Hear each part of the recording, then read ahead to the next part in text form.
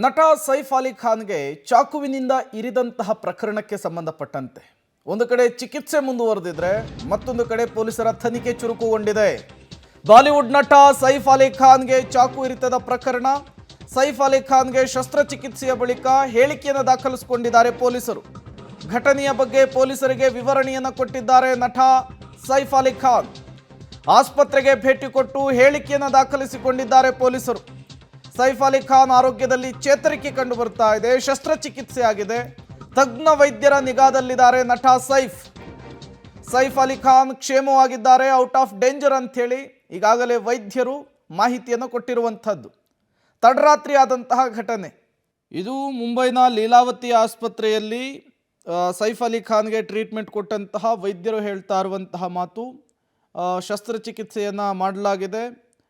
ಶಸ್ತ್ರಚಿಕಿತ್ಸೆ ಮಾಡುವ ಮೂಲಕ ಅವರನ್ನು ಗುಣಮುಖಗೊಳಿಸುವಂತಹ ಕೆಲಸ ಆಗಿದೆ. ಅವರು ಕೂಡ ಚಿಕಿತ್ಸೆಗೆ ಸ್ಪಂದಿಸ್ತಾ ಇದ್ದಾರೆ. ಔಟ್ ಆಫ್ ಡೇಂಜರ್ ಅನ್ನುವಂತಹ ಮಾಹಿತಿಯನ್ನು ವೈದ್ಯರು ಕೊಟ್ಟಿರುವಂಥದ್ದು.